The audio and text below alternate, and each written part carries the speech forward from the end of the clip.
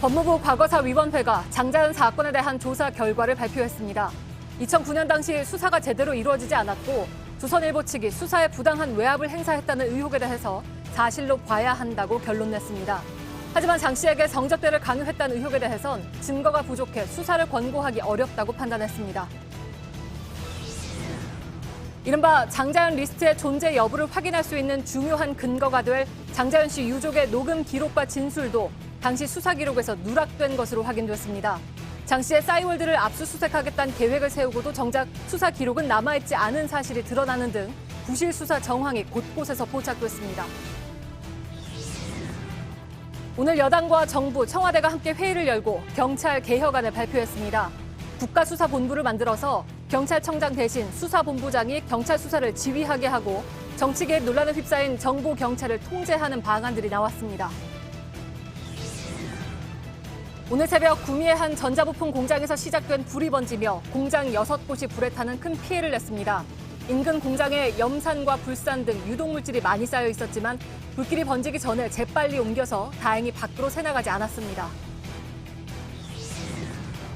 이라크 바그다드의 미국 대사관에서 1km 떨어진 곳에 로켓 공격이 있었습니다. 미국과 이란의 무력 충돌 가능성에 중동의 긴장이 갈수록 높아지고 있습니다. 문재인 대통령이 최근 국가 채무 비율을 40%로 유지해야 하는 근거가 무엇이냐고 했던 발언을 놓고 정치권 공방이 뜨겁습니다. 자유한국당은 문 대통령이 4년 전 야당 대표 시절 40% 선을 강조한 걸 언급하며 현실을 망각했다고 비판했고 청와대는 그때와 경제 상황이 다르다고 반박했습니다. 서울의 한 오래된 주택입니다. 1층만 봐선 평범해 보이지만 2층과 3층 창문은 깨져 있고 철거란 글씨가 선명합니다. 주민들이 남아있는 채로 철거를 진행하면서 갈등이 벌어지고 있습니다. 밀착 카메라가 취재했습니다.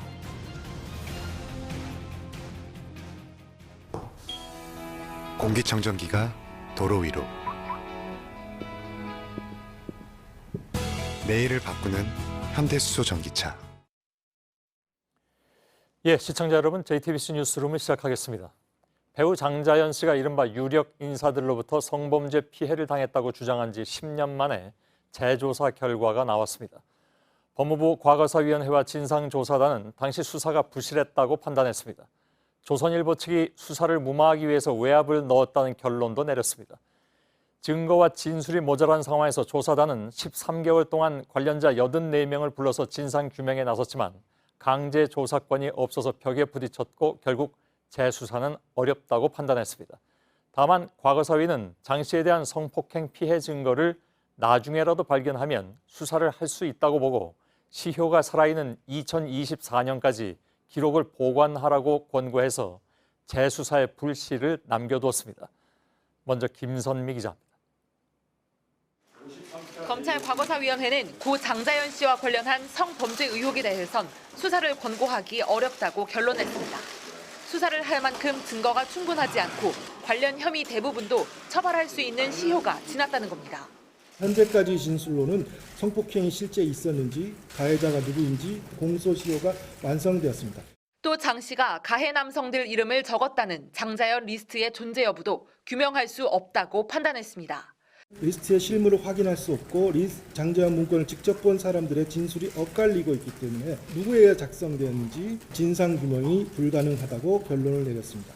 그러나 장 씨가 친필 문건에 남긴 술 접대 강요와 폭행, 협박 등은 대부분 사실이라고 결론냈습니다. 또 이 같은 정황이 있었지만 당시 수사기관이 소속사 대표 등을 재판에 넘기지 않은 것과 문건에 등장하는 조선일보 방사장이 누군지 제대로 살피지 않은 것은 부실 수사라고 지적했습니다. 특히 장 씨 문건으로 수사를 시작한 뒤 경찰과 검찰의 초동 수사가 미흡했고 증거 관련 조사가 제대로 이루어지지 않았다고 분명히 했습니다. JTBC 김선미입니다. 과거사위원회가 채택한 조사단 보고서에서는 장자연 씨 사건과 관련한 주요 수사 기록들이 곳곳에 누락되거나 사라진 것으로 확인됐습니다. 이번에 장자연 문건을 불에 태우는 과정을 모두 녹음한 녹취 파일과 녹취록도 사라진 사실이 새롭게 드러났습니다. 윤세민아 기자입니다. 2009년 2월 8일 고 장자연 씨의 다이어리 내용입니다. 누가 날 아프게 한다고 이르고 싶다고 적혀 있습니다. 장 씨가 자주 쓴 것으로 알려진 다이어리에서 현재 수사 기록에 유일하게 남아있는 의미 있는 내용입니다.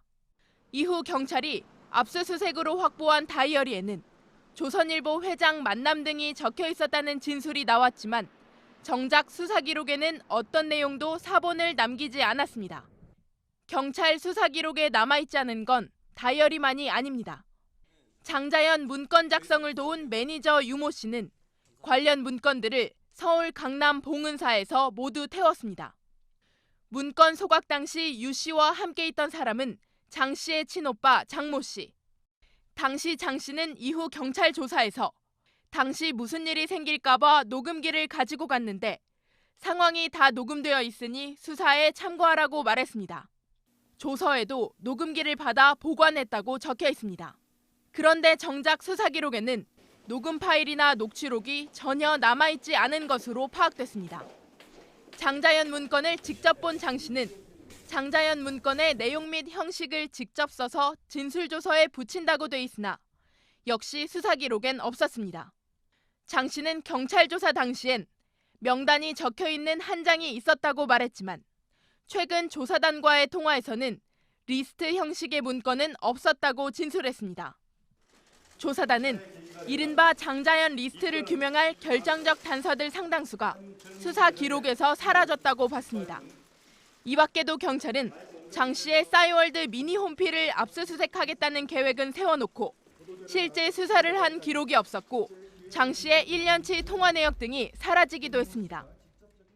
당시 수사에 참여한 경찰이나 검사도 조사단 조사에서 있을 수 없는 일이라고 말한 것으로 확인됐습니다.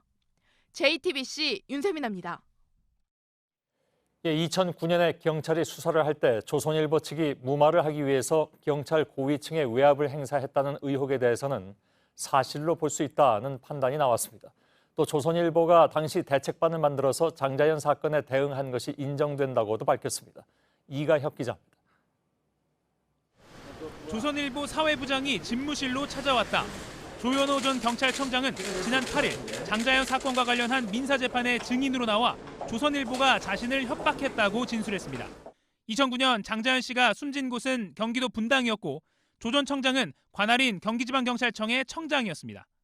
조 전 청장은 당시 조선일보 사회부장 이모 씨가 찾아와 조선일보를 대표해 말씀드리는 것이라며 우리 조선일보는 정권을 창출할 수도 있고 정권을 퇴출시킬 수도 있습니다라는 말을 했다고 증언했습니다.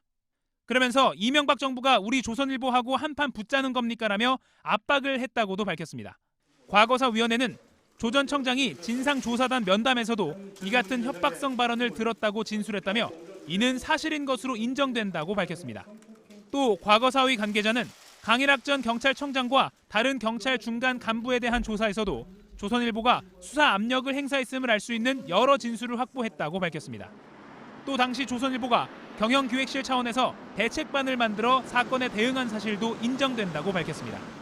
다만 위원회는 당시 조선일보 사회부장 이 씨가 조 전 청장에게 협박성 발언을 한 혐의는 2016년 처벌시효가 끝나 수사 권고를 하진 못했다고 밝혔습니다. 이에 대해 조선일보 측은 조 전 청장에 대한 수사 외압 등 과거사위의 발표는 일부 인사의 일방적 주장에 근거한 것으로 전혀 사실이 아니다고 밝혔습니다. JTBC 이가혁입니다. 지난 13개월 동안 장자연 사건을 재조사한 검찰 과거사 진상조사단은 교수와 변호사 등으로 구성된 외부 단원과 검사로 이루어진 내부 단원으로 구성되어 있습니다. 그런데 조사단 보고서를 보면 대부분의 사안들을 놓고 외부 단원과 검사들이 첨예하게 대립한 것으로 드러나고 있습니다. 조선일보 방사장 누군가에서부터 관련 외압 의혹까지 거의 모든 쟁점에서 검사들은 당시 수사검사의 고의적인 과실이 아니라 수사를 하다 보니 부족했던 것뿐이라는 입장을 고수했습니다. 이호진 기자입니다.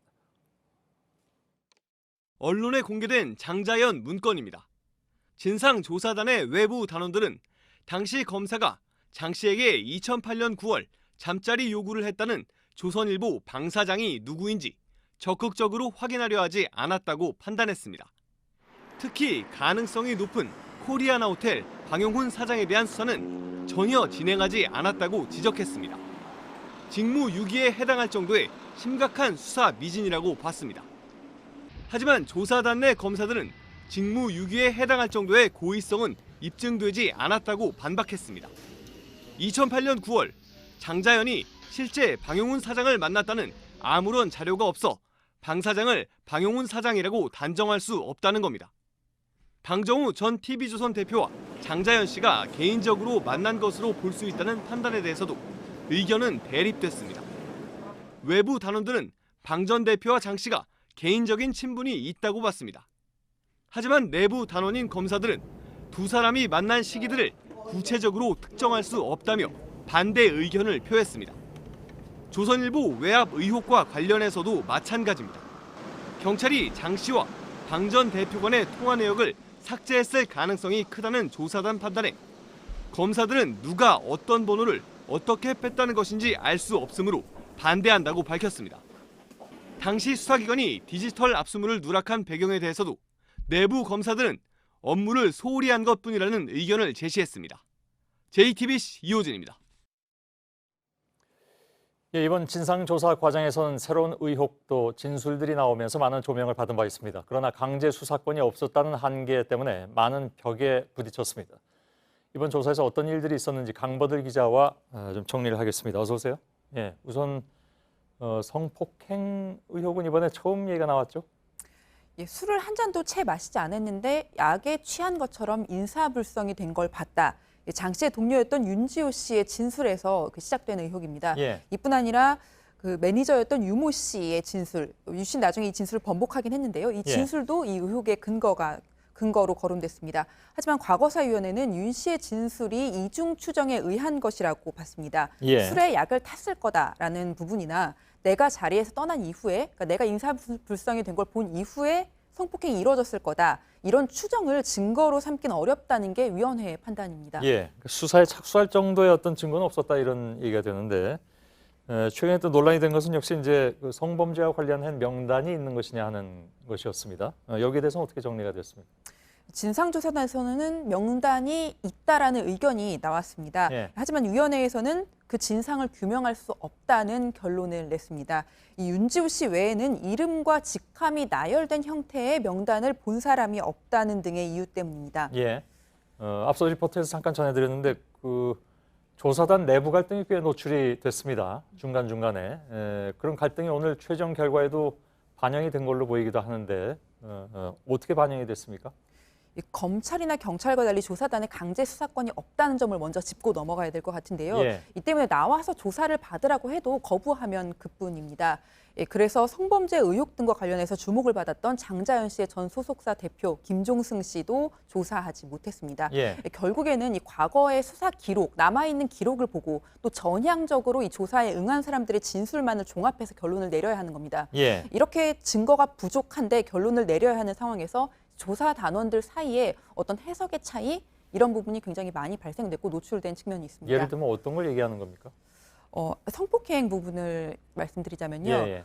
그 일부 조사 단원은 이 정도의 진술만 가지고도 의혹이 있으니까 그 수사를 개시할지 여부에 대해서 검찰에 한번 검토를 해보라고 권고하자라는 의견을 냈습니다. 예. 그런데 그 검사 단원들, 내부 단원이라고 하는데요. 검사들은 이 부분을 가지고 의혹이 있다고 보기가 불충분하다라고 판단했습니다. 예. 그러니까 검사 한 분하고 통화를 했는데 그 사람 말은 우리가 이제 수사를 하는 것에 준해서 이것이 수사는 아니지만 수사를 하는 것에 준해서 우리는 결론을 내려야 했다. 그러니까 기소할 만한 정도에 이르지 못한다면 이런 의혹이라고 말하는 것 자체도 굉장히 위험한 일이라는 예.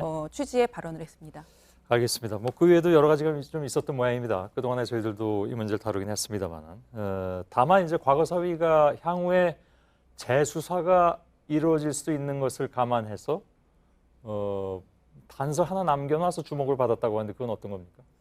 저희가 여러 차례 보도를 해드렸는데 장 씨 자택에 대한 압수수색이 부실했고 또 술자리 동석자나 접대 대상자들에 대한 통신 내역 추적 등이 제대로 이루어지지 않았습니다. 예. 기록이 누락된 것도 이번 조사에서 상당 부분 드러났습니다. 이걸 반면교사로 삼았다는 생각이 좀 드는데요. 예. 위원회는 성폭력 피해 증거가 나중에 발견될 수 있으니 이 성폭력 피해와 관련된 이번 조사단에서 확인한 의혹들, 조사단에 제기된 의혹들뿐만 아니라 과거 수사 기록도 보존하라고 했습니다. 예. 이 성범죄 관련해서 그러니까 특수강간 등이 성립이 된다면 2024년까지 처벌이 가능한데요. 그때까지 자료를 보관하라는 겁니다. 예. 당장의 수사 권고는 안 했지만 앞으로 추가 제보나 관련자 폭로가 나와서 수사를 하게 되는 경우에 대비를 하라는 겁니다. 예. 뭐 그렇다 하더라도 이제 횟수로 하면 5년밖에 안 남았네요. 네, 그렇습니다. 예. 강버들 기자였습니다.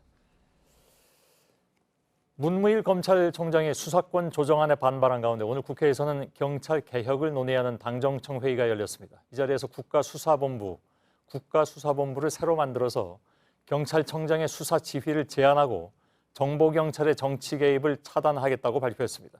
문 총장이 반대하는 경찰의 수사 종결권 문제는 다루지 않았고 오히려 문 총장을 향해 비판도 나왔습니다. 수사권 조정안을 둘러싼 갈등의 불씨는 여전히 살아있다고 봐야 될 것 같습니다. 서복현 기자입니다. 경찰개혁을 다루는 회의는 문무일 검찰총장이 수사권 조정안에 반발하는 기자회견을 연 지 나흘 만에 열렸습니다. 여당과 정부 관계자 그리고 청와대 조국 민정수석이 참석했습니다. 개혁안은 수사권 조정과 맞물려 경찰의 권한이 남용될 수 있다는 우려에 초점을 뒀습니다. 먼저 수사입니다. 경찰청장이나 지방청장, 경찰서장 등 관서장은 원칙적으로 구체적인 수사 지휘를 할 수 없습니다. 국가수사본부를 새로 만들어 수사 대상과 범위를 비롯해 체포나 구속 등 강제 수사의 구체적인 지휘는 임기 3년의 개방직인 국가수사본부장에게 맡기겠다는 겁니다. 또 정보를 수집하는 경찰이 정치에 관여하면 처벌받도록 법으로 정하고 활동 범위도 제한하기로 했습니다. 경찰대 선발 인원은 100명에서 절반으로 줄일 예정입니다. 하지만 문무일 검찰총장이 반발했던 수사권 조정안 문제는 다루지 않았습니다. 문 총장은 수사를 시작할 권한에 이어 끝낼 수 있는 권한까지 경찰에 주면 안 된다고 주장했습니다. 회의에선 오히려 문 총장을 향한 비판이 나왔습니다. 그 인기가 강하다고 검찰 스스로가 국민의 기대에 미칠 만한 개혁을 이루지 못했다는 따가운 국민적 평가를 검찰총장은 경청하시길 바랍니다. 회의 후 보도자료에서도 당정청은 회의에서 신속 처리 안건으로 지정된 수사권 조정안이 오랜 고민과 논의의 결과물임을 재확인했다고 밝혔습니다. JTBC 서복현입니다. 이번 발표에 대해서 경찰은 경찰권이 남용될 수 있다는 우려를 없앨 만한 조치를 하면서 찬성한다는 뜻을 밝혔습니다. 반면에 검찰은 신중한 모습입니다. 그동안에 문무일 검찰총장은 정보경찰의 경우에 아예 없애고 조직 역시 국가경찰과 수사경찰로 나누라고 요구해왔습니다. 이한길 기자입니다. 경찰은 오늘 당정청 협의에서 나온 방안이 실현되면 수사권 조정과 관련한 부작용을 대부분 해결할 수 있을 것으로 보고 있습니다. 먼저 수사경찰과 행정경찰을 분리하면 행정을 맡는 경찰 지휘부가 수사에 직접 개입할 수 없다는 겁니다. 또 최근 강신명 전 경찰청장이 구속되면서 무분별하게 정치 정보를 수집하던 관행에 대해 논란이 커졌지만 이 역시 법을 만들면 통제가 가능하다는 입장입니다. 환영한다는 입장을 밝힌 경찰과 달리 검찰은 원론적인 반응을 보였습니다. 검찰 관계자는 오늘 당정청 발표 내용을 먼저 내부에서 검토할 예정이라고 말했습니다. 그동안 문무일 검찰총장은 국가경찰과 자치경찰을 분리해 권한 집중을 막으라고 요구해왔습니다. 다만 오늘 발표된 국가수사본부 설치 등에 대한 언급은 하지 않았습니다. 정보경찰은 아예 폐지하라고 주장해왔습니다. 이 같은 검찰의 요구를 그대로 반영한 건 아니지만 당정청이 경찰 견제 방안을 내놓은 상황인 만큼 일단 내용을 분석한 뒤 대응할 방침입니다. JTBC 이한길입니다. 김학의 의혹 수사단이 사건 핵심 인물 중에 하나인 건설업자 윤중천 씨에 대해서 다시 구속영장을 청구했습니다. 영장이 기각된 지 한 달 만입니다.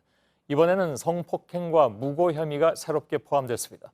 서울 동부지검에 나가 있는 취재기자 연결되어 있습니다. 김민관 기자, 6년 전의 수사에선 검찰이 성범죄 의혹에 대해서 무혐의 처리를 내리지 않았습니까? 이번에는 새롭게 나온 증거가 있는 건지요? 예, 수사단은 성범죄 피해를 주장하는 여성이 제출한 이 진료 기록을 근거로 이 강간치상 혐의를 적용했습니다.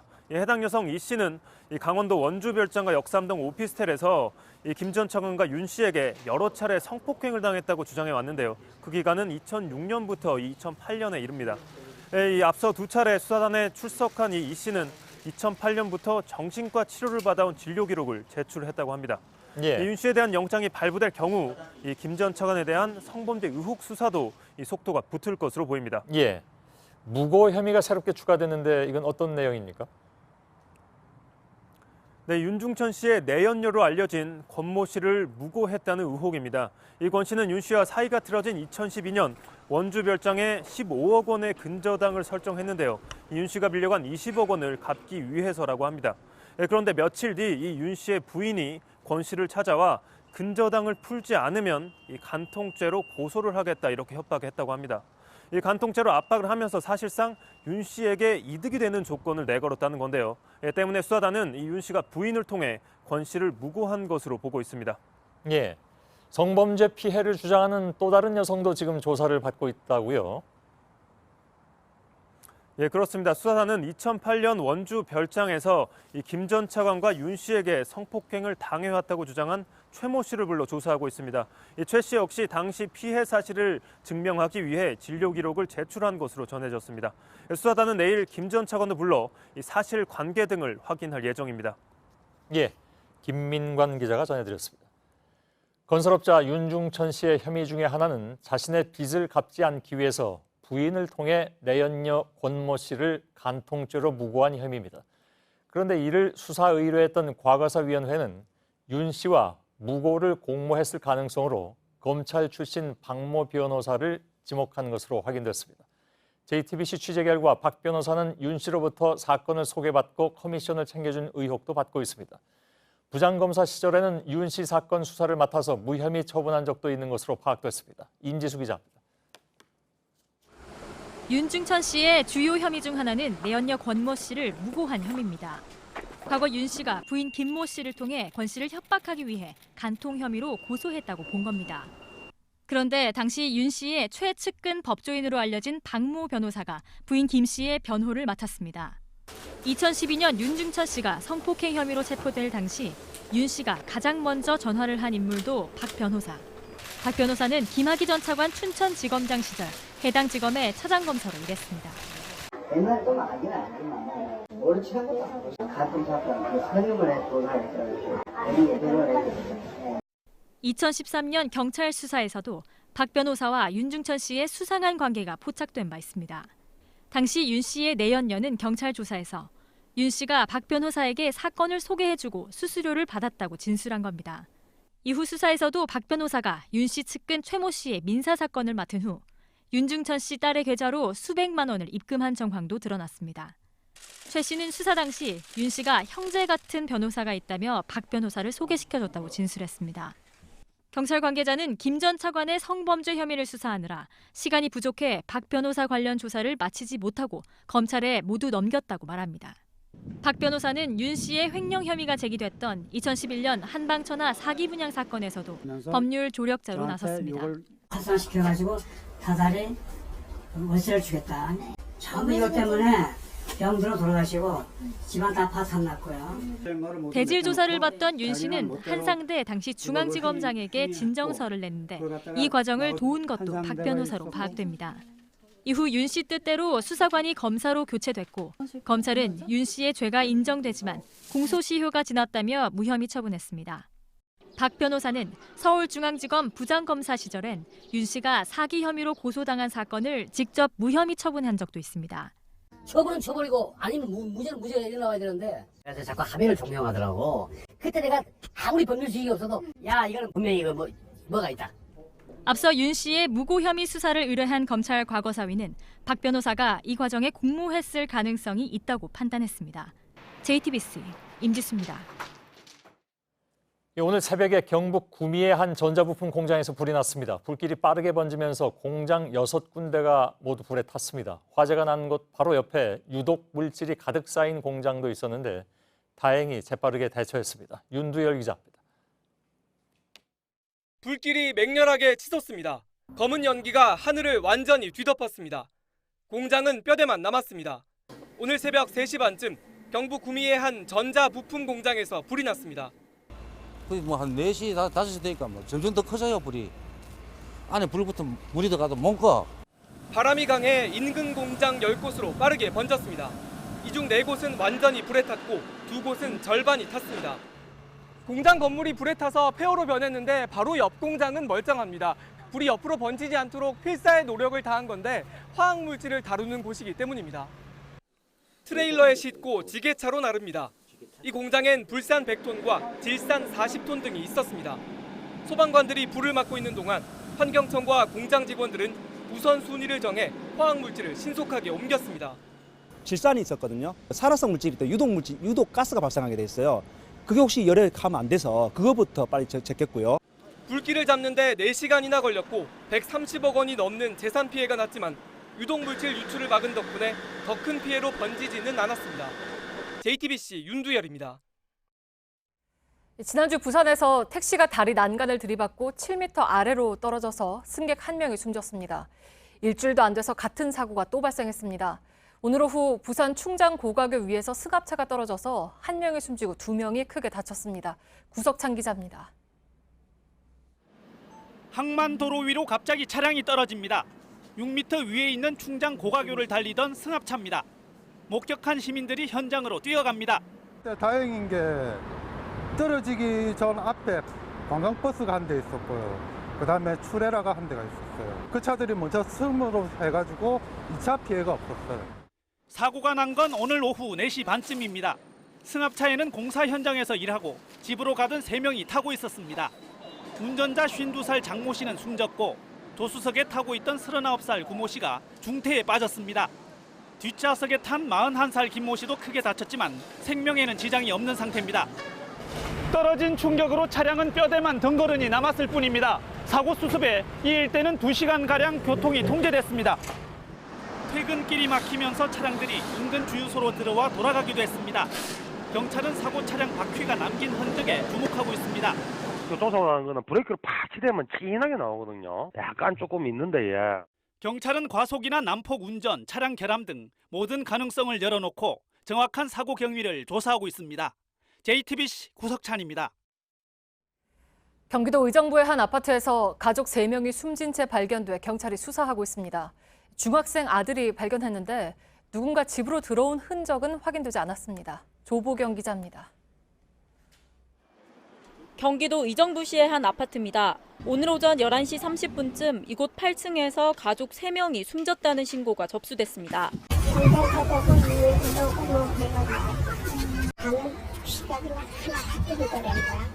사건 현장입니다. 현관문 앞에는 이렇게 폴리스 라인이 쳐져 있고 출입이 통제되고 있습니다. 아버지 A씨와 어머니 B씨 그리고 고등학생 딸이 한 방에서 숨진 채 발견됐습니다. 방 안엔 피가 묻은 흉기가 있었습니다. 중학생 아들은 자고 일어나 방문을 열어보니 가족이 모두 쓰러져 있었다고 진술했습니다. CCTV 확인 결과 현재까지 외부에서 누군가 침입한 흔적은 발견되지 않았습니다. 이웃들은 어젯밤 이 집에서 싸우는 듯한 소리를 들었다고 합니다. 이 가정은 최근 경제적 어려움을 겪은 것으로 전해졌습니다. 경찰은 가족들이 빚을 지고 있었는지 등 여러 가능성을 놓고 수사를 벌이고 있습니다. 또 시신부검을 의뢰하고 주변 이웃 등을 상대로 사고 당시 상황을 조사할 계획입니다. JTBC 조보경입니다. 이라크 바그다드의 미국 대사관 부근에 로켓 포탄이 떨어졌습니다. 외국 공관 등이 밀집해 있어서 미군이 특별 경계하는 그린존에 대한 공격은 9달 만입니다. 이라크 정부는 이란이 지원하는 시아파 무장 세력을 배후로 의심하고 있습니다. 백종훈 기자입니다.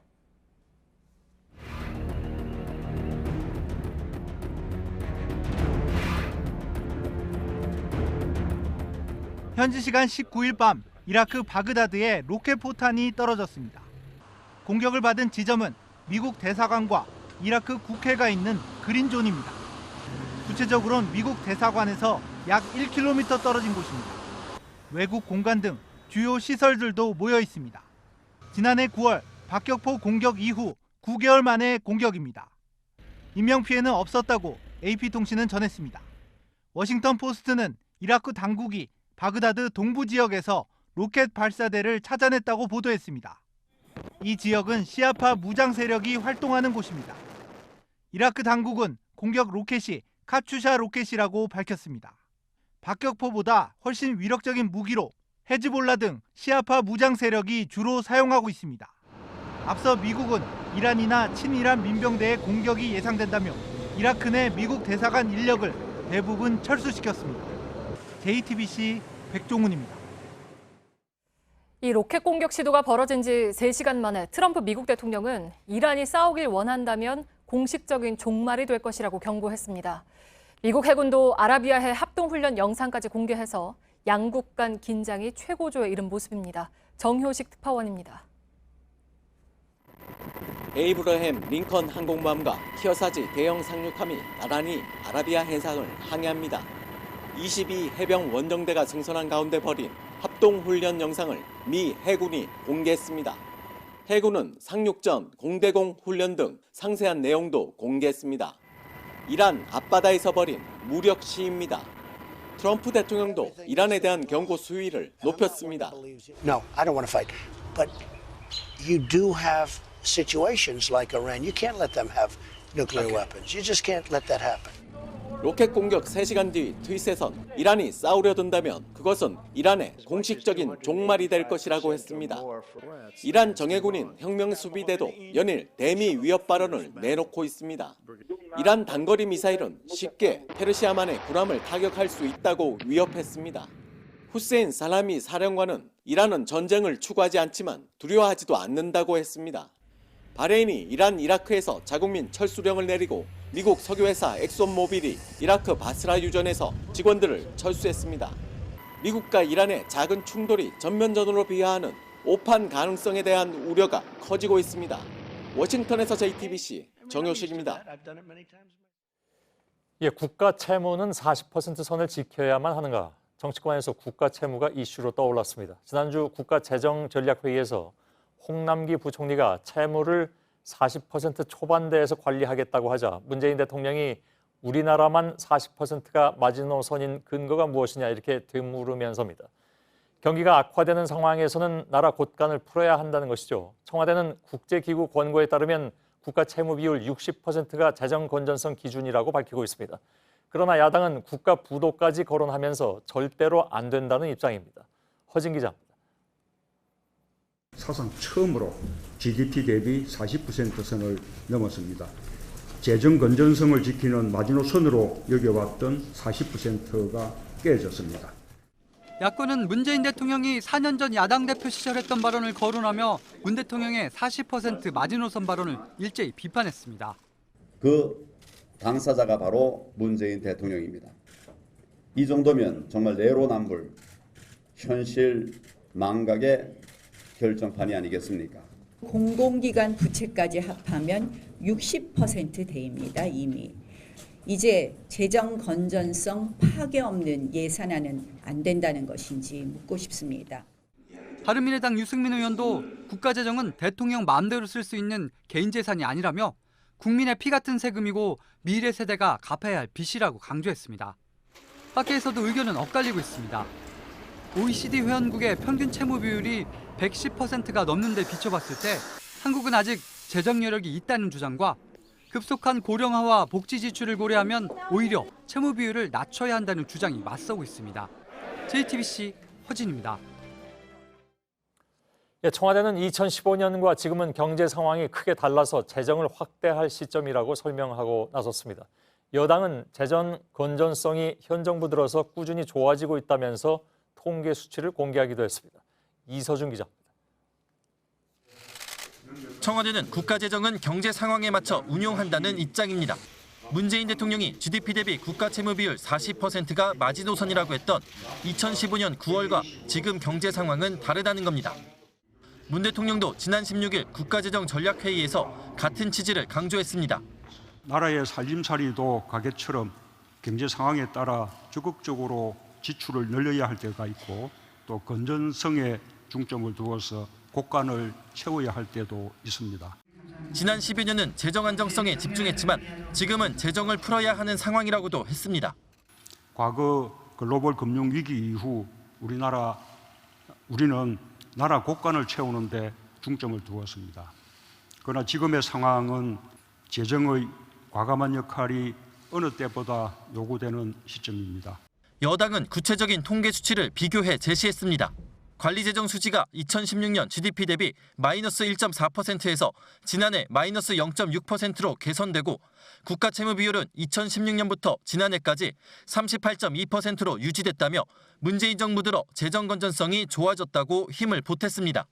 김태년 더불어민주당 의원은 선무당이 사람 잡는다, 총리를 했다는 분이 경제는 전혀 모르는 것 같다며 황교안 자유한국당 대표를 비판하기도 했습니다. JTBC 이서준입니다. 예, 패스트트랙 문제로 여야가 충돌한 이후에 국회는 말 그대로 개점 휴업 상태죠. 한국당이 여당에 사과를 요구하면서 국회를 전면 보이콧한 상태입니다. 국회 정상화 해법을 논의하기 위해서 민주당, 한국당, 바른미래당 3당 원내대표가 지금 여의도의 한 맥주집에 모여 있다고 합니다. 현장에 이윤석 기자가 나가 있습니다. 자, 이윤석 기자, 세 사람이 맥주집 간 것까지 중계해야 되나 하는 생각이 들기도 하지만 모여서 잘 된다면 그건 또 좋은 일이니까. 지금도 만나고 있는 중이죠? 어떤 얘기가 오가고 있는지는 혹시 들어봤습니까? 지금 현재 비공개로 대화가 진행 중이기 때문에 정확히 어떤 내용이 오가는지는 알 수 없습니다. 오늘 호프 회동은 조금 전인 저녁 8시부터 시작이 됐습니다. 지금 취재 기자들이 기다리는 모습도 볼 수 있는데요. 민주당 이인영, 한국당 나경원, 바른미래당 오신환 원내대표는 바로 이곳에서 활짝 웃는 모습으로 맥주잔을 부딪히는 모습을 보여주기도 했습니다.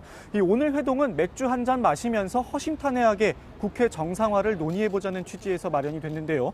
모두 발언에서 이인영 원내대표는 아깝지 않은 시간이 되도록 하겠다고 말을 했고, 나경원 원내대표 정치가 국민에게 희망 드려야 한다라고 말을 했습니다. 오신환 원내대표는 정상화 첫걸음 계기가 될 것이라고 말을 하기도 했는데요. 지금은 비공개로 진행이 되고 있기 때문에 정확한 내용을 알 수는 없지만 이 세 당 모두 셈법이 제각각이기 때문에 결과가 나오기까지는 적지 않은 시간이 더 소요될 것으로 보입니다. 예. 그 안에 들어가서 아마 이제 비공개로 얘기를 하는 모양인데 다른 손님들은 없나요? 다른 손님들의 모습도 볼 수 있습니다. 저 구석 자리에서 칸막이를 치고 새 원내대표가 대화를 나누고 있는 중입니다. 아, 그런가요? 보통 이제 이런 만남 전에 어느 정도 이제 입장을 조율을 한다든가 뭐 그런 얘기들을 하잖아요. 그러니까 물밑 접촉 그것까지는 아니라 하더라도 아무튼 사전에 서로 이렇게 합의한 건 전혀 없는 상황인가요? 네, 그 부분에 대해서 취재를 진행해 봤는데요. 아직까지 합의라고 말할 수 있을 만큼 의견 진전은 이루어지지 않은 것으로 확인이 됐습니다.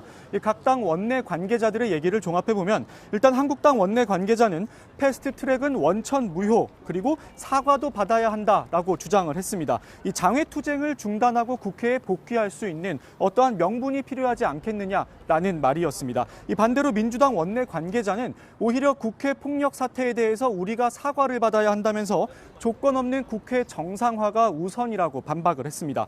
이 바른미래당은 민주당이 사과를 하는 쪽으로 중재안을 마련을 하기도 했지만 이 한국당과 민주당 모두 부정적인 입장입니다. 예. 바른미래당은 패스트트랙을 다시 되돌릴 수는 없지만 민주당이 사과는 해야 된다. 뭐 이런 입장이었던 걸로 알고 있는데 그게 중재안이었던 모양이군요. 근데 다 안 받아들였다고요? 네, 아직까지 받아들이지 않은 것으로 확인이 되고 있습니다. 예. 오늘 뭐 맥주 모임이 다 끝나봐야 어느 정도 알 수는 있겠습니다만 지금 상황으로 봐서는 진전된 내용이 나오긴 좀 어려워 보이긴 합니다. 네, 오늘 당장 새로운 합의안이 나오기는 어려워 보입니다. 이 현장 관계자는 첫 회동으로 국회 정상화의 물꼬를 텄다는 데 의미가 있다라고 말을 했습니다. 쉽게 말해 오늘 만남 자체가 성과 아니겠느냐라는 말이었습니다. 이 오늘 호프 회동으로 당장 국회 정상화가 이루어지진 않겠지만 지금처럼 이렇게 원내대표들끼리 회동을 계속 하다 보면 서로 이견을 조금씩 좁혀나갈 수 있지 않을까라는 전망이 나오고 있습니다. 예. 그런데 한국당은 이번 주 토요일을 끝으로 장외투쟁 일정은 일단 마무리한다고 했습니다. 그렇다면 그 다음엔 어떻게 되는 겁니까? 장애투쟁 일정이 마무리되면은 결국에는 국회가 정상화되지 않겠느냐 이런 전망이 지금 민주당에서 나오고 있습니다. 특히 이번 달 안에 반드시 추경 심사를 끝내야 하기 때문에 더더욱 그런 필요성이 있다라고 주장을 하고 있는데요. 그러나 앞서 말씀드린 것처럼 이 한국당이 패스트트랙 지정 철회와 또 거기에 사과까지 요구하고 있기 때문에 이 정상화 시점을 예단하기는 쉽지 않습니다. 이 한국당 관계자는 황교안 대표가 이번 주말을 끝으로 민생 대장정 일정을 마무리하게 된다라고 말을 했습니다. 이 국회로 돌아올 수 있는 여건 자체는 마련이 됐다고 볼 수 있지만 이후에 어떻게 될지는 좀 더 지켜봐야 할 것 같습니다. 예, 이윤석 기자가 전해드렸습니다. 여야 원내대표가 이렇게 일단 마주 앉긴 했지만 국회 정상화로 가는 길은 그렇게 쉽지만은 않아 보입니다. 지난 주말에 5.18 기념식 때 이른바 독재자의 후예 논란이 불거진 이후로 갈등 수위는 오히려 더 높아졌습니다. 오늘도 야당은 문 대통령이 분열에 앞장섰다면서 비판을 이어갔고 여당은 생트집을 잡는다면서 반박에 나섰습니다. 김나한 기자입니다. 자유한국당 지도부는 오늘 전북 사만금에서 현장 최고위를 열었습니다. 국회 일정을 보이콧하고 14일째 장외투쟁을 이어간 겁니다. 문재인 대통령에 대한 날선 발언들이 쏟아졌습니다. 대통령이 국론을 분열시키는 데 앞장섰습니다. 역사인식의 한계를 그대로 드러낸 지난 토요일 5.18 기념사를 겨냥한 겁니다. 독재자의 후예가 아니라면 5.18을 다르게 볼 수가 없습니다. 앞서 나경원 한국당 원내대표도 사실상 독재자의 후예는 우리 당을 겨냥한 것이라고 반발한 바 있습니다. 당 대변인도 김정숙 여사의 이른바 악수 논란을 거듭 비판하고 있습니다. 민주당은 생트집이라고 반발했습니다. 어쩌다가 악수 한 번 못하고 지나간 것을 생트집 잡아 불필요한 갈등만 만들어내려 혈안이 되어 있으니 참 못났다. 민주당은 황교안 나경원 투톱의 생떼 총량 불변의 법칙, 가래침 감성이란 표현까지 써가며 비판 수위를 높였습니다. 5.18 기념식을 계기로 여야 갈등이 더 극심해지고 있습니다. JTBC 김나한입니다. 온라인과 소셜미디어 등에서 특정 집단을 혐오하는 발언이 계속 문제가 되고 있죠. 7월부터는 다른 사람을 혐오하는 말로 명예를 훼손하거나 모욕을 한 경우에 형량을 높여서 처벌할 수 있게 됩니다. 최윤경 기자입니다. 7월부터 혐오 발언을 하면 형량을 높여 처벌할 수 있습니다. 대법원 양형위원회가 혐오나 증오에서 저지른 범죄는 더 무겁게 처벌할 수 있도록 했기 때문입니다. 피해자에 대한 보복, 원한이나 혐오, 증오감에 의한 범죄, 특정 집단이나 다수의 피해자를 상대로 한 무차별 범행이 가중처벌 대상입니다. 양형 기준에 혐오라는 단어가 들어간 건 이번이 처음입니다. 온라인에서 허위 사실을 말해 명예를 훼손한 경우 바뀐 기준이 적용되면 형량이 최대 징역 3년 9개월까지 늘어납니다. 모욕죄도 마찬가지입니다. 최대 형량이 징역 8개월이지만 혐오나 증오 범죄일 경우 징역 1년 6개월까지 선고할 수 있습니다. 양형위원회가 이 같은 기준을 만든 건 온라인에서 허위 사실을 퍼뜨려 명예훼손을 하는 경우가 늘어나고 있기 때문입니다. 양형위는 다만 사실적 시에 의한 명예훼손죄는 범죄로 처벌해서는 안 된다는 사회적 요구가 강해 별도의 양형 기준을 설정하진 않았습니다. JTBC 최윤경입니다. 지난 2017년 5월 거제 삼성중공업 조선소에서 크레인이 부러지면서 6명이 숨지고 25명이 다쳤습니다. 함께 일하고 웃던 동료를 눈앞에서 잃은 사람, 즉 목격자도 수백 명입니다. 심각한 정신적 피해를 입었지만 트라우마로 인정된 건 단지 11명뿐. 대부분이 상처를 안은 채 현장으로 돌아갔습니다. 힘들었던 지난 2년을 추적했습니다. 백민경 기자입니다. 수직으로 떨어진 수십 톤의 크레인은 6명의 목숨을 앗아갔고 25명이 다쳤습니다. 당시 근무하던 1,600명 중 500여 명이 이 처참한 광경을 목격했습니다. 딱 와이어가 때리고 이제 쓰러지더라고요. 한 20살인가 21살로 되보면 제 바로 뒤에서 이제 뭐랄까 그 전쟁 영화 그 나무처럼 이제 막 덜덜 떨고 있더라고요. 사고의 기억은 일상을 파고듭니다. 한 번씩 가슴이 철렁거리나 할까요? 서늘해지면서 이제 뭐 한 블럭 뭐 돌아서 간다든지. 내리고 있는 중간에 얘가 떨어져서 몸이 끼면 어떡하지? 마음에 깊이 패인 상처가 덧나 주변 사람들을 할퀴었습니다. 냄비를 제가 뭐 집어 던지려는 거예요. 애한테는 안 맞았어요. 애 바로 이제 발끝 앞에 딱 떨어진 거예요. 지금 생각하면 아찔하죠. 상처를 보듬는 건 개인의 몫이었습니다. 직장에선 별거 아닌 일로 치부하고 남자라면 그냥 훅 털고 이제 일어날 줄 알아야지. 치료를 포기하는 각서를 요구받았습니다. 일러주는 거예요. 치료가 필요 없다. 적어가지고 사인하고 딱 냈어요. 산재 담당 공무원의 반응도 차가웠습니다. 외상후 스트레스 장애라는 건 산재가 뭐 몇만 명 중에 한 명 될까 말까라고 하는데 너 해봐야 너만 손해다. 사고를 목격한 500여 명 중 트라우마로 산재를 인정받은 건 11명뿐입니다. 반면 회사와 조선 소장 등 관리자들은 업무상 과실치사상 혐의로 기소됐지만 지난 7일 무죄를 선고받았습니다. JTBC 백민경입니다. 이런 트라우마 피해자들을 관리할 권역별 트라우마 센터가 내일 경남 창녕에서 처음으로 문을 엽니다. 그런데 취재진이 미리 센터를 찾아가 봤더니 사무실은 텅 비어 있고 전문 요원은 달랑 1명이었습니다. 7달짜리 비정규직으로 뽑겠다고 하니까 전문가들로부터 외면받는 것은 당연해 보이기도 합니다. 배양진 기자입니다. 개소 준비가 한창이어야 할 사무실이 횡하니 비었습니다. 창문과 싱크대는 녹슨 상태로 남았습니다. 아예 지원자도 없고 채용 가능성이 거의 없어서 그냥 여기는 그냥 공사를 안 하기로. 포항 지진이나 진주 방화 사건 같은 큰 재난은 트라우마 환자도 양산합니다. 정부는 권역별로 대응할 거점을 마련하기로 했는데 내일 처음으로 영남권역센터가 문을 엽니다. 하지만 트라우마 상담 경험을 갖춘 전문 요원은 단 1명밖에 못 뽑았습니다. 채용 공고에 적힌 계약 기간은 올 연말까지. 내년에도 운영할지 불확실하다는 이유로 정부가 편성한 예산은 올해 남은 7달치뿐입니다. 자격을 갖춘 전문가가 지원할 리 없습니다. 트라우마 관리를 책임질 정신과 전문의 선발은 아예 포기했습니다. 아예 여기는 그럼 안 쓰는 공간이 되겠군요. 우선 그래서 뭐 그냥 문 닫아놓고 나오고. 지난해 서울에 국가 트라우마 센터가 설치됐지만 전국의 재난 발생지를 모두 찾아가기는 어렵습니다. 복지부는 수도권을 포함해 전국에 5개 권역 트라우마 센터를 만들 계획이지만 첫걸음부터 제동이 걸렸습니다. JTBC 배양진입니다. 3년 전 청담동 주식 부자 사기 사건 기억하시는지요? 당시 투자자를 끌어들이는 데 활용한 게 유사 투자 자문사입니다. 얼핏 전문적인 업체처럼 들리지만 신고만 하면 누구나 차릴 수 있는 겁니다. 확실한 종목을 찍어준다며 유혹하기도 하지만 결과에 대해서는 어떠한 책임도 지지 않죠. 문제가 불거지자 감시 감독을 강화해야 한다는 목소리가 컸습니다. 그런데 그 이후 업체 수도 피해자도 오히려 크게 늘었습니다. 특히 피해를 봤다는 투자자 10명 가운데 6명은 노후자금 마련이 급한 5, 60대였습니다. 송지혜 기자, 성화선 기자가 차례로 전해드립니다. 50대 자영업자 김모 씨는 지난달 한 주식정보 사이트 회원으로 가입했습니다. 회비는 첫 달 400만 원. 김 씨가 부담스러워하자 업체 측은 열흘만 투자해도 그만큼은 건질 것이라며 안심시켰습니다.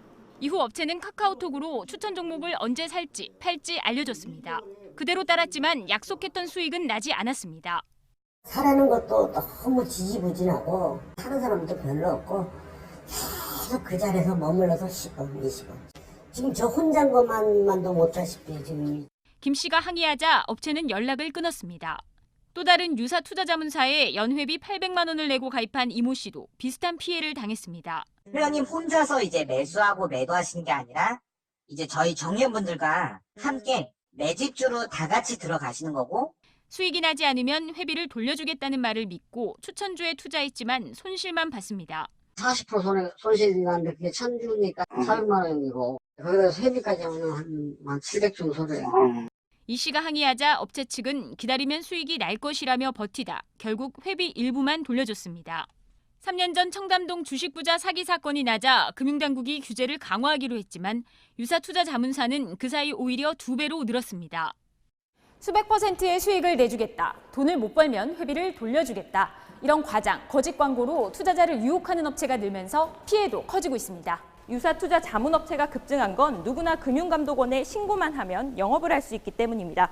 유튜브 등 소셜미디어처럼 적은 비용으로 많은 투자자들에게 접근할 수 있는 수단이 생긴 것도 한 배경입니다. 주요 표적은 노후자금 마련이 급한 5, 60대입니다. 1년 새 한국소비자원에 접수된 피해 상담 건수도 약 4배로 늘었습니다. 이 중 절반을 넘는 59%가량이 50대 이상입니다.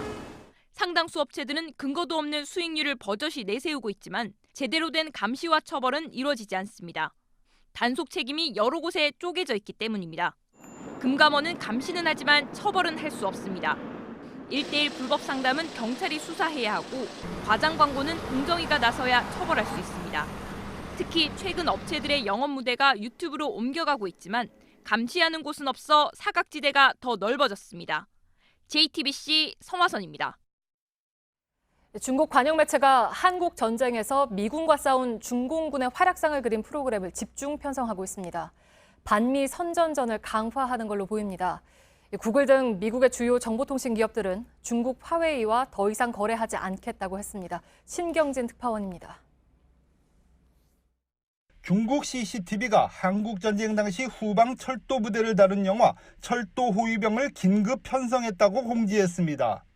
지난 목요일 중공 인민해방군을 그린 영웅 아녀를 시작으로 장진호 전투 다큐멘터리 등 5번째 긴급 편성입니다.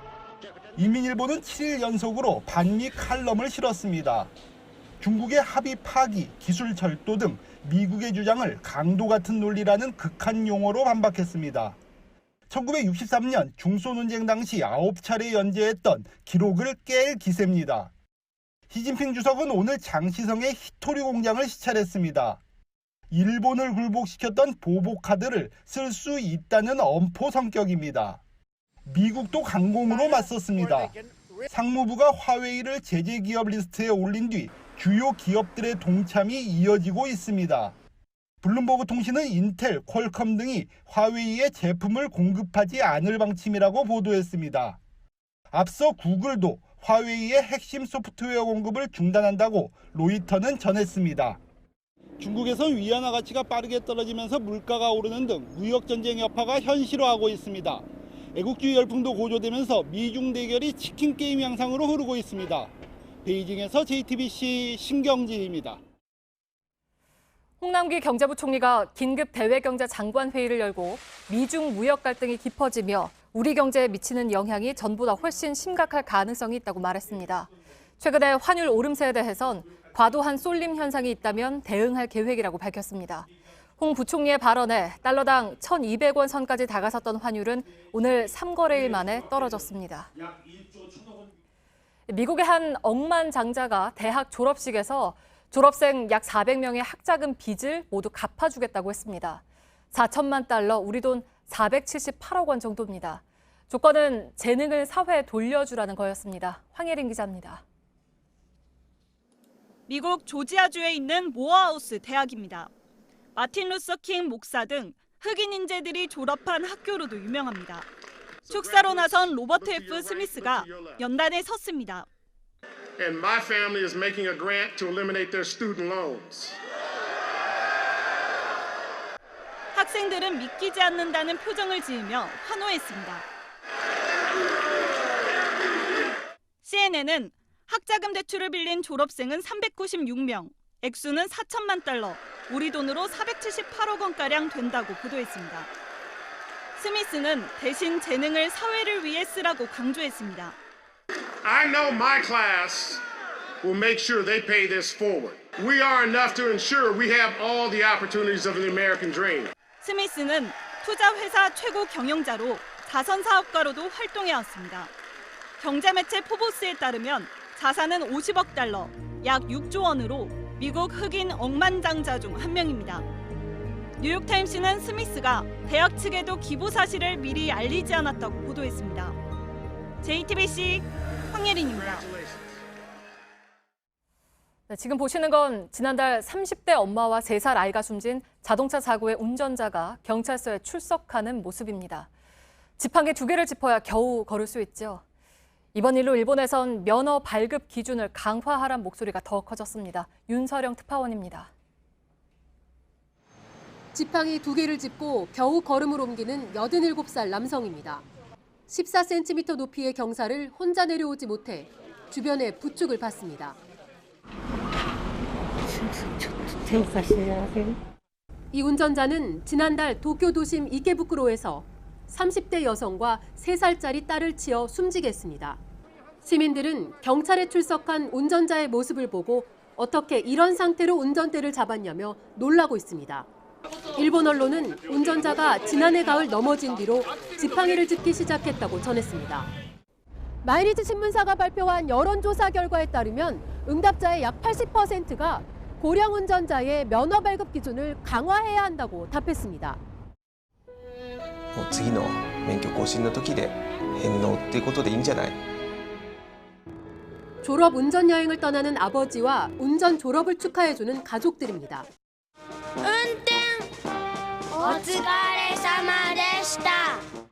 올 초 한 회사가 제작한 이 동영상은 안전한 고령 운전은 본인의 의지뿐 아니라 가족과 사회의 관심이 필요하다고 말합니다. 대중교통이 부족한 지역에선 면허를 반납하면 원하는 시간에 버스를 집 앞으로 보내주는 제도도 도입했습니다. 도쿄에서 JTBC 윤서령입니다. 중국 정부는 최근 기회가 있을 때마다 공기 질이 나아졌다며 자화자찬했습니다. 중국발 미세먼지가 우리나라에 영향을 많이 준다는 사실을 부인하기 위한 측면이 강했죠. 그런데 나아졌다며 제시한 공기질 수치가 많은 부분 조작됐다고 홍콩 언론이 보도했습니다. 대기오염 측정소 주변에 물을 뿌리거나 아예 대기오염 데이터를 고쳤다는 겁니다. 이한주 기자입니다. 중국 산시성엔 대표적인 오염지역인 펀웨이 분지가 있습니다. 수도권 징진지와 함께 대기오염 지수가 높은 곳입니다. 산시성 정부는 지난해 10월부터 11월 사이 이산화황 평균 농도가 30.2% 낮아졌다고 선전했습니다. 실상은 달랐습니다. 사우스차이나 모닝포스트는 산시성 림펀시 공무원들이 2017년부터 18년 사이 53차례 걸쳐 대기오염 측정 데이터를 왜곡했다고 보도했습니다. 조작을 감추기 위해 폐쇄회로 TV 관리자들에게 뒷돈을 줬다고도 했습니다. 닝샤 자치구 스쭈이상 관리들은 대기오염 관측소 주변에 살수차로 물대포를 뿌리는 꼼수를 쓰다 적발됐습니다. 안우이성 보저우시 공무원과 기업들은 담합을 통해 대기오염 조사 당시 공장 가동을 중단하기도 했습니다. 사우스차이나 모닝포스트는 중국 생태부의 공식 자료를 취재해 이같이 보도했습니다. 이 매체는 중국 관리들과 기업들이 창의적 수단을 통해 중앙정부의 감시를 피하고 있다고 지적했습니다. 중국 정부는 올 초 한국의 미세먼지 원인은 중국 때문이 아니라며 중국 내 오염물질이 40% 이상 개선됐다고 주장한 바 있습니다. JTBC 이한주입니다. 오늘 하늘 사진 찍은 분들 많으실 겁니다. 사진에 담고 싶을 만큼 높고 푸른 하늘, 또 깨끗한 공기는 강한 바람 덕분이었습니다.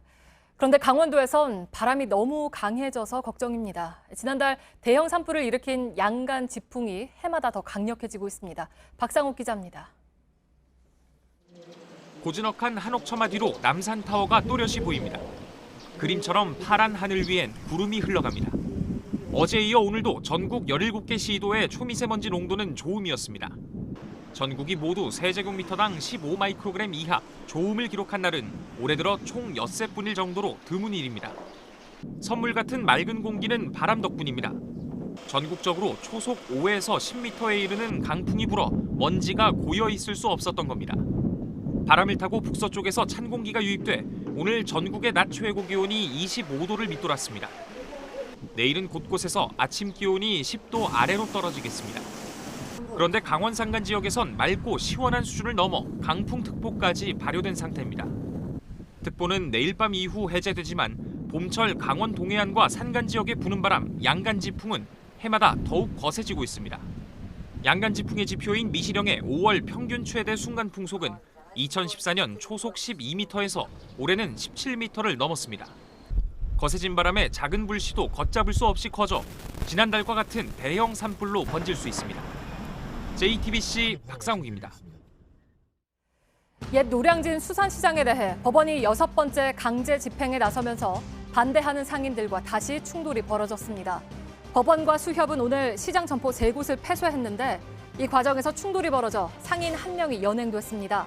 수협은 2017년 4월부터 강제 집행에 나섰지만 상인들은 비싼 임대료 등을 이유로 새 시장으로 옮기는 걸 거부하고 있습니다. 지난 14일 밤 서울 가산동에서 만취한 상태로 전혀 모르는 남성을 흉기로 살해한 혐의로 구속된 중국 동포 김모 씨가 범행 당일 4시간 전에 또 다른 남성 A 씨를 살해한 것으로 드러났습니다. 경찰은 고시원 옆방에 살던 A 씨가 시끄러워 범행을 했다는 김모 씨의 진술을 확보하고 살해 경위를 조사하고 있습니다. SUV 승용차가 경찰의 정지 명령을 무시한 채 속력을 높여 달아납니다. 경찰은 어젯밤 11시쯤 부산 문현터널 근처에서 음주 의심 차량이 달리고 있다는 택시기사의 신고를 받고 출동해서 경부고속도로 양산 방면 16km 지점까지 40여 킬로미터를 추격한 끝에 운전자 31살 이모 씨를 붙잡았습니다. 당시 이 씨의 혈중 알코올 농도는 0.161%로 면허 취소 수준이었습니다. 경북 안동의 한 아파트에서 주민이 3년 동안 기른 애완용 돼지의 몸무게가 300kg을 넘어서 행정당국이 구출에 나섭니다. 안동시에 따르면 돼지 주인 A씨는 최근 냄새가 난다는 민원이 잇따르자 사다리차를 동원해 돼지를 집 밖으로 꺼내려 했지만 워낙 무거워서 실패했습니다.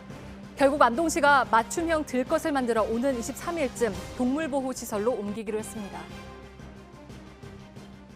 네, 지금 이 시간에도 우린 어딘가에 있을 CCTV에 찍히고 있을 겁니다.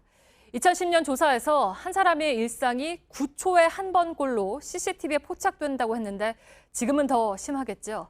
CCTV에 얽혀있는 우리의 삶을 돌아본 예술 작품들이 이어지고 있습니다. 권근영 기자입니다.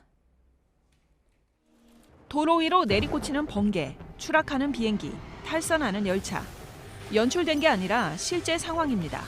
사람이 찍은 게 아니라 CCTV 영상입니다. 중국의 폐쇄회로 TV, 즉 CCTV 영상 공유 사이트에 올라온 화면으로 만들었습니다. 其实呢，整个地球就是一个大的摄影棚，无处不在的监控画面上传和直播。 작가는 영상에 나온 사람들을 수소문해 이미지 사용 동의를 얻어냈지만 영화를 통해 몰래 찍힌 많은 사람들의 일상이 있는 그대로 노출되는 게 온당한 건지 질문을 던집니다. 28,000개의 난눈을 가지고 초당 4만 번을 깜빡이는 잠자리에 빗대 감시 카메라에서 자유롭지 못한 우리의 삶을 이야기했습니다. 이 영화는 미술관에선 또 다른 카메라의 감시를 받는 아이러니를 연출합니다. 컴퓨터로 일상의 모든 것을 챙기는 요즘, 한 사람의 컴퓨터 속 지워지지 않은 흔적을 모아 벽면에 붙여둔 전시작품은 끊임없이 기록되고 감시되는 우리의 일상을 비춥니다. 촘촘한 감시 시스템을 돌아본 예술작품 속엔 카메라가 엿보는 세상을 향해 던지는 불편한 질문들이 담겨 있습니다. JTBC 권근영입니다.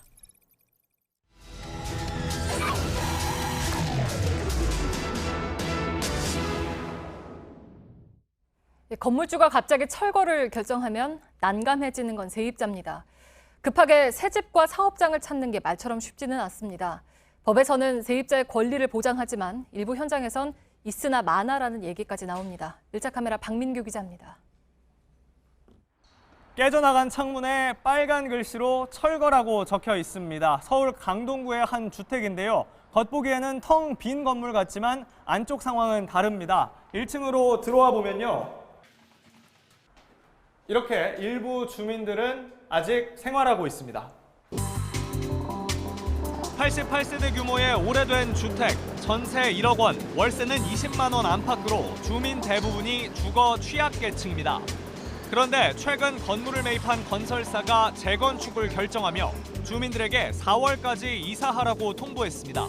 2020년도 2월 4일 날이 만기 날이다. 그 안에는 움직일 수가 없다. 얘기했는데도 불구하고 밀어붙이는 거야. 상당수 주민들이 빠져나가고 현재 10여 세대가 남은 상황. 건설사 측은 빈집 창문을 부수고 곳곳에 철거란 글씨를 새겼습니다. 저희 거니까 비어있는지 그럴 수는 있다고 쳐요. 근데 최소한 그 밑에 사람이 살고 있거나 이건 살지 말라는 거예요. 주민 주차를 막고 인터넷과 전화선도 끊었습니다. 그냥 2m 잘랐겠죠. 이거 통신법에 아무 선이나 막 자르면 걸려요. 주택 뒤편에는 쓰레기가 쌓여 있습니다. 지난달까지 생활하던 주민들이 놓고 간 건데요. 이쪽에는 그릇 같은 식기류 그리고 의자 등 여러 가지 가구도 있습니다. 정수기도 집안에서 쓰던 걸로 보이는데요. 이렇게 아무렇게나 버려진 쓰레기들 지금까지 관리가 안 되고 있습니다. 주민 불안은 갈수록 커지고 있습니다. 부모 입장에서 그런 걸 보여주고 싶지 않은 거죠. 그래서 지금 할머니 집에 데려다 놓고 아빠 그 아픈 집 잘 지켜라 그래요. 이 집을 아프다 그래. 관할 구청이 현장 점검에 나서지만 역부족입니다. 쓰레기 좀 치워주세요. 아니 쓰레기는 우리가 왜 관리를 해야 되냐고요. 건설사 측은 유리창 철거 등 조치는 안전상 이유로 한 것이라며 남은 주민들과 이주 대책을 협의하겠다고 밝혔습니다. 바닥에 철근이 남아있는 이곳은 부산의 한 공사 현장입니다. 바로 옆에 5층짜리 건물이 보입니다. 제가 지금 서 있는 이 자리에도 비슷한 높이의 건물이 있었는데요. 며칠 전 철거가 끝나서 지금은 이렇게 빈 터만 남았습니다. 세입자 공모 씨는 운영 중인 점포를 건물주 측이 무단으로 철거했다고 주장합니다. 순식간에 인부터 투입해서 모든 자재하고 시설하고 짐 그리고 에어컨도 다 잘라갔고요. 법 같은 거는 무시해버리고 무조건 부숴버리고 처벌은 감수하겠다. 애초 공 씨의 계약 기간은 2년, 올 1월까지였습니다.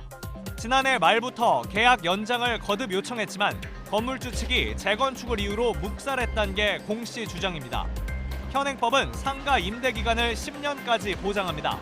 하지만 이를 지키지 않는 건물주를 처벌하는 조항은 없습니다. 5년에서 10년이고가 의미가 없어요. 당신 때문에 공사가 늦어지면 그에 대한 그 피해 보상을 청구하겠다. 그런 식으로 건물주 측은 지금이라도 합의에 나설 수 있다는 입장입니다. 묵혀가지고 그렇게 된 거예요. 지금도 해결할 마음 얼마든지 있어. 지난해 1월 빵집을 연 김대영 씨입니다.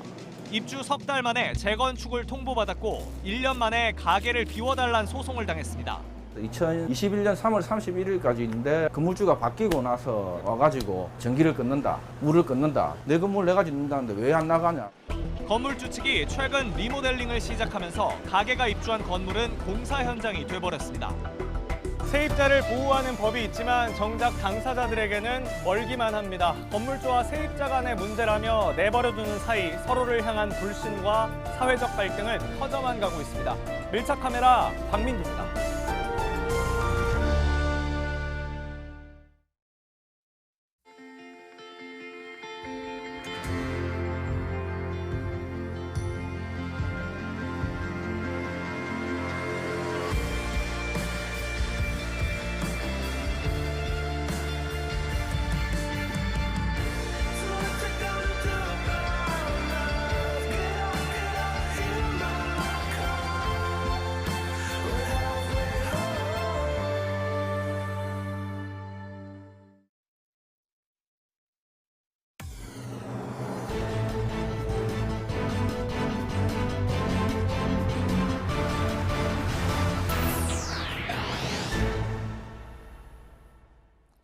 예, 뉴스룸의 앵커 브리핑을 시작하겠습니다.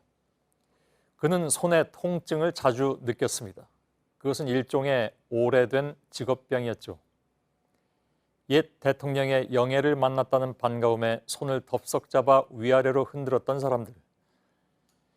견디다 못한 어느 날은 자신도 모르게 손을 뒤로 숨길 수밖에 없었는데 그래도 그는 악수를 포기할 수는 없었습니다.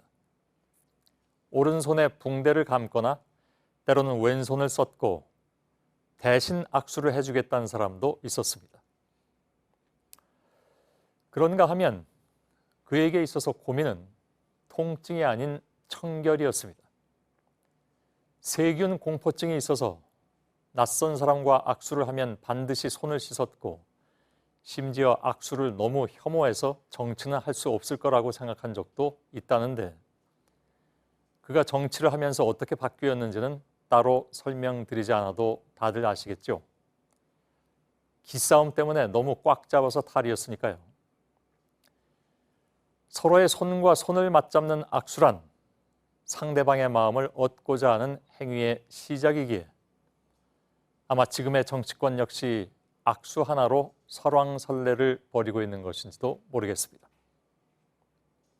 일부러 지나갔는지 일정이 바빠서였는지 둘 중에 하나였을 수도 있고 둘 다 아닐 수도 있고 뭐 둘 다였을 수도 있고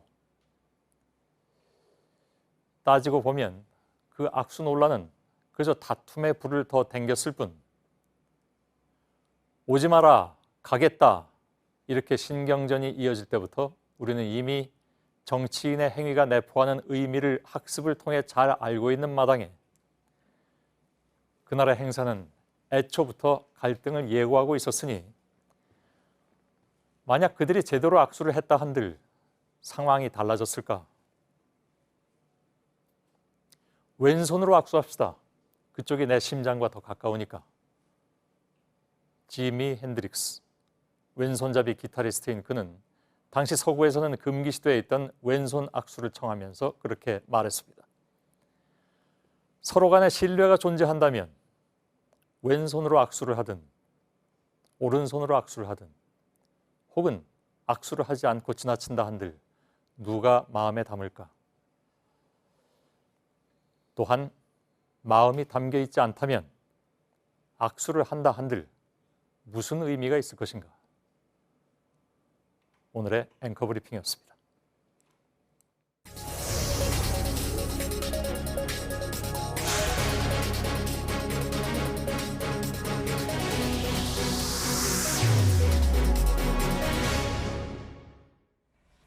네, 박근혜 정부 청와대에서 비서관으로 일했던 한 인사가 지난주 박근혜 전 대통령 탄핵에 대한 입장을 담은 글을 공개했습니다.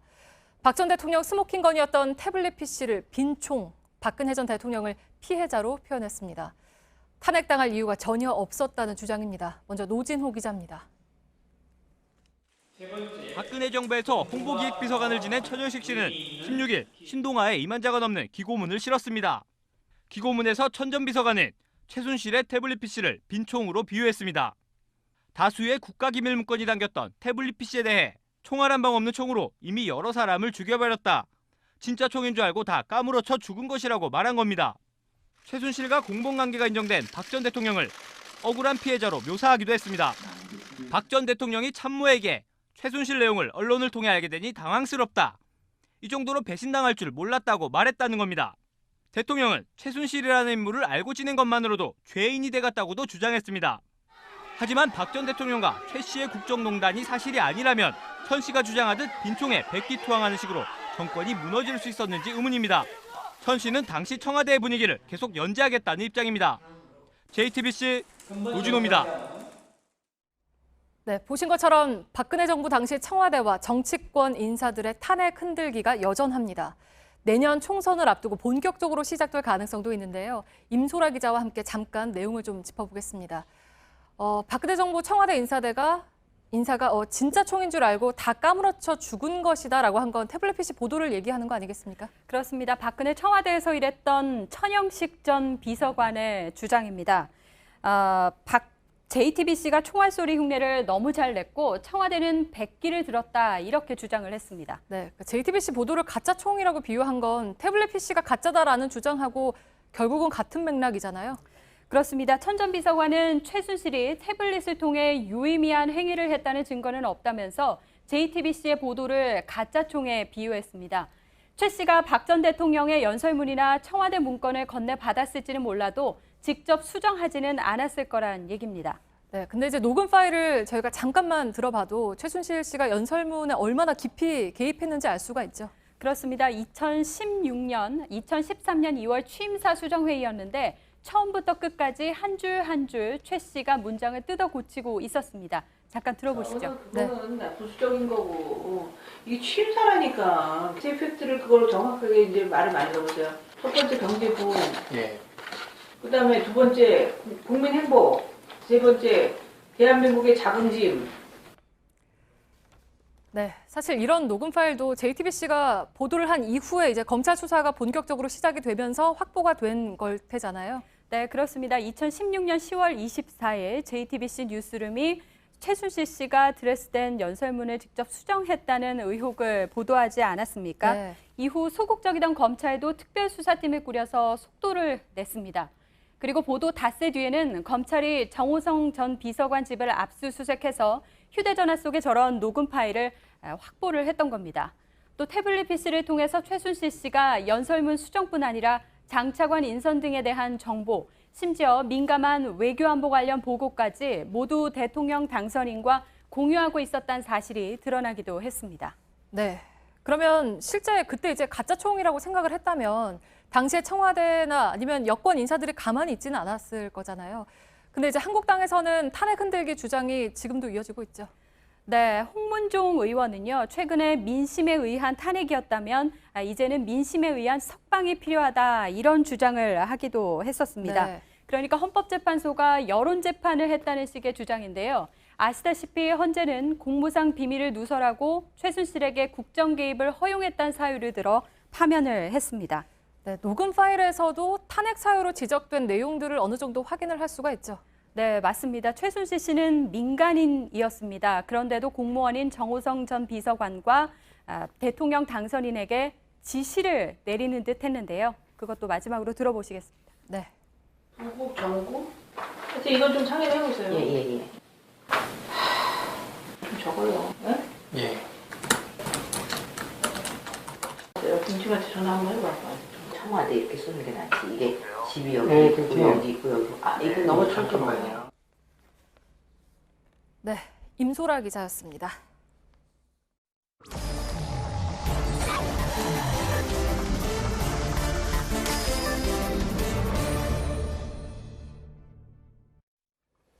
예, 비하인드 뉴스를 진행하겠습니다. 정치부의 박성태 기자가 나와 있습니다. 어서 오세요. 예. 첫 번째 키워드 열어보죠. 첫 키워드는 시민의 진전으로 잡았습니다.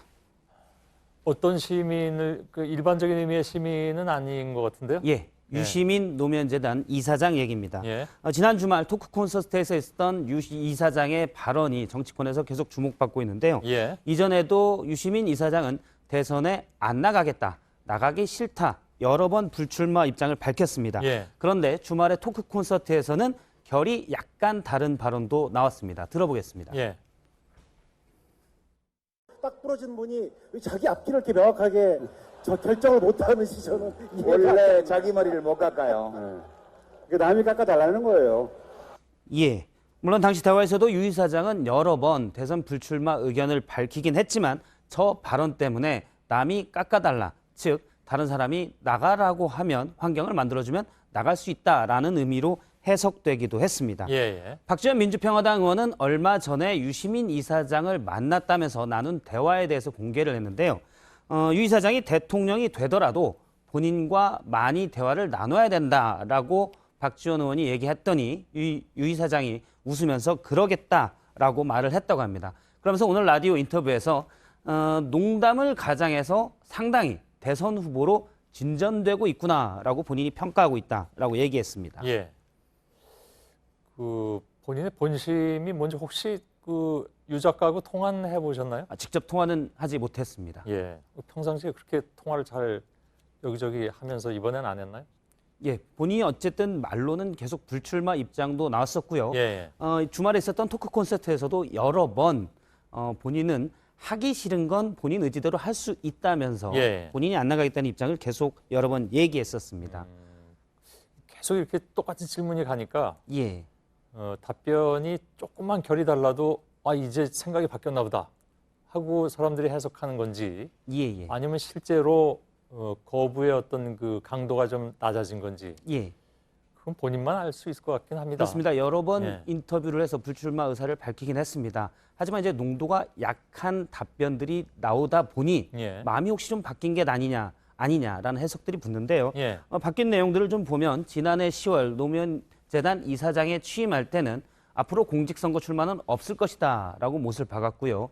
올 1월에 본인 유튜브에서 대통령은 안 되고 싶다, 무거운 책임도 안 맡고 싶다, 정치를 하면 을이 된다라고 거부하기도 했습니다. 예. 그런데 얼마 전 그 TBS와의 인터뷰에서는 하고 말고는 제 마음이다, 저는 제 인생을 살아가겠다라고 했습니다. 물론 저 인터뷰에서도 하기 싫다라는 의지를 여러 번 표했는데 인터뷰하고 말고는이라고 그랬잖아요.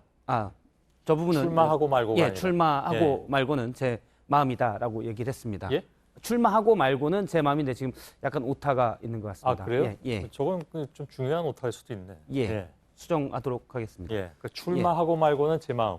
예. 저는 정치를 하고 말고는 제 마음이다라고 워딩으로 그게 그 얘기니까. 얘기했습니다. 예. 아무튼 저 얘기도 안 한다는 얘기잖아요.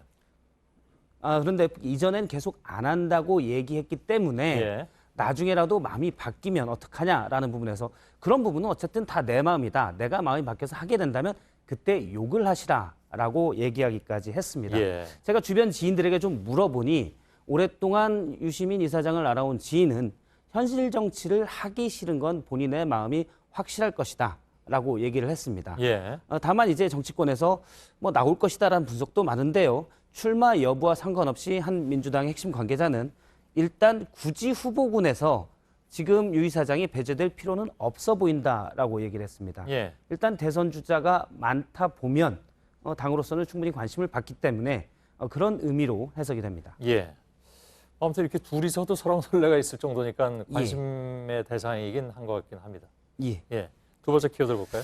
두 번째 키워드는 당신이 보궐선거 때 한 일을로 잡았습니다. 누가 알고 있다는 건가요? 그렇습니다.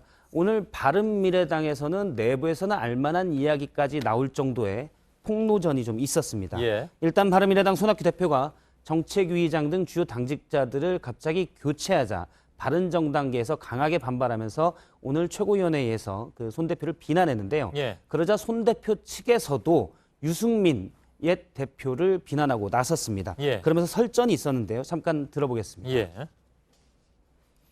유승민 전 대표께서 5.18 광주 민주화운동 기념식에 참석하지 않은 것은 유감입니다. 아니 이거는 말이 안 됩니다. 무슨 정당의 최고위원회라는 곳에서 당내 인사들 인신공격하는 발언으로 최고위.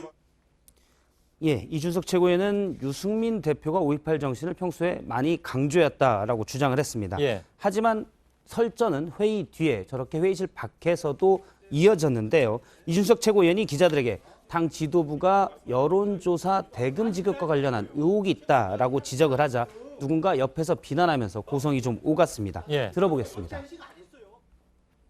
지난번에 그 4월 2일 날 창원에 지원 유세 오셔서 술 드시고 지원 유세하고 하니까 우리 당이 지지율이 나오겠습니까? 4월 2일 날 유세가 끝나고 당원들의 요청으로 가서 회식을 했을 뿐입니다. 왜 저런 발언을 하시는지 저는 알 수가 없고. 그렇게 술을 먹은 채 유세차에 올랐다. 아니다. 손 대표가 권유해서 오르기만 했다라는 내용들이었는데요. 예. 여론조사 대금에 의혹이 있다라고 다른 그 이준석 최고위원은 당 지도부를 향해서 또 비난하기도 했습니다. 서로 공개적으로 인신 공격을 나눈 겁니다. 예. 패스트트랙 이후에 화합하자고 한 것 같은데 분위기는 뭐 그런 것 같지는 않습니다. 예, 그렇습니다. 사실 오늘 회의실 벽에는 저렇게 화합 자강 개혁이라고 써 있었는데 예. 바로 그 밑에서 옆 사람들끼리 계속 설전과 비난을 나눴습니다. 예. 화합하자고 한 지는 오래됐는데 지금까지 화합은 계속 이루어지지 않았고 앞으로도 쉽지 않아 보입니다. 예. 마지막 키워드를 열어보죠. 마지막 키워드는 도보다리 비하인드로 잡았습니다. 예. 늘 이 도보다리는 비하인드가 궁금하긴 합니다. 예. 지난해 4.27 남북 정상회담 때 가장 눈길을 끌었던 장면 중에 하나입니다. 예. 당시 이제 저렇게 두 정상의 포즈와 새소리만 들을 수 있었고요. 어떤 대화를 나누는지는 공개되지 않았는데요. 예. 탁현민 전 청와대 선임 행정관이 오늘 경향신문과의 인터뷰에서 도보다리 회담의 뒷얘기를 좀 풀었습니다. 예. 탁현민 전 선임 행정관은 김 위원장이 애연가인데 회담을 하다 보면 아무래도 오래 참았을 테니 이동하다가 잠시 앉아 담배를 피울 수 있도록 하자고 해서 도보다리 회담을 준비했다고 했습니다. 예. 약 5분이나 10분 정도 얘기하면서 담배 한 대 피울 수 있겠거니라고 했는데 실제 당시 테이블 사진을 잠깐 보면 저렇게 가운데에 덮개 가 있는 잿더리가 놓여져 있었습니다. 예. 남측에서 준비한 잿더리였고요. 하지만 다만 김 위원장은 당시 담배를 피진 않았고 연장자인 문 대통령을 배려했다는 해석이 있었습니다. 저때 담배 피웠으면 욕먹었을 거요? 그렇습니다. 예. 일단 잿더리는 준비했는데 만약 폈다면 전 세계가 주목한 장면이어서요. 예. 근데 그 오랫동안 얘기할 줄은 몰랐다. 준비하던 사람들도. 예, 그렇습니다. 예. 당시 두 사람의 대화는 30분간 이어졌고 과연 뭔 얘기를 할까 궁금증이 전 세계에서 많았는데요. 예. 대화 내용 중 일부를 탁 선임 행정관이 전 행정관이 공개를 했습니다. 예. 그 내용을 보면 트럼프 대통령과 이제 그 정상회담을 할 텐데 영어를 잘 못해서 걱정이 된다라는 얘기를 김정은 위원장이 문재인 대통령에게 했다고 합니다. 예. 본인이 독어는 잘한다고 하면서 스위스에서 공부했으니까. 그렇습니다. 당시 예. 스위스의 영어 국제학교를 다니기도 했는데 가벼운 영어는 잘 할 줄 안다고 합니다. 실제 트럼프 미국 대통령을 만났을 때 간단한 대화를 주고받는 모습이 보이기도 했고요. 예. 통역하기 전에 알아듣는지 피식 웃는 모습들도 카메라에 잡히긴 했습니다. 예. 하지만 직접 대화를 좀 밀도 있는 대화를 나눌 만큼은 못하는 걸로 보이는데요. 어쨌든 지금 북미 관계가 영어를 웬만큼 잘해도 예. 사실 저런 그 외교 문제인데 그렇게 함부로 얘기할 수는 없기 때문에 그렇습니다. 대부분 통역을 두는 게 정상이긴 하죠. 예, 그렇습니다. 예. 어쨌든 지금 북미 관계가 경색돼 있는데 사실 신뢰의 기본은 영어가 아니라 대화인데 예. 대화의 기회를 좀 자주 가졌으면 좋겠습니다. 예, 박성태 기자였습니다. 네, 내일 대체로 맑은 가운데 아침 최저 기온이 서울 13도, 대전 11도 등 좀 쌀쌀하겠습니다. 다만 낮 최고 기온은 서울 23도, 대전 24도 등으로 평년 기온을 되찾겠습니다. 내일 초미세먼지 농도는 전국이 좋음에서 보통일 거란 예보입니다. 예, 오늘 끝나고 소셜 라이브를 진행하겠습니다. 장재현 씨 사건과 관련해서 두 기자가 나와서 얘기할 예정입니다. 저희들은 내일도 최선을 다하겠습니다. 고맙습니다.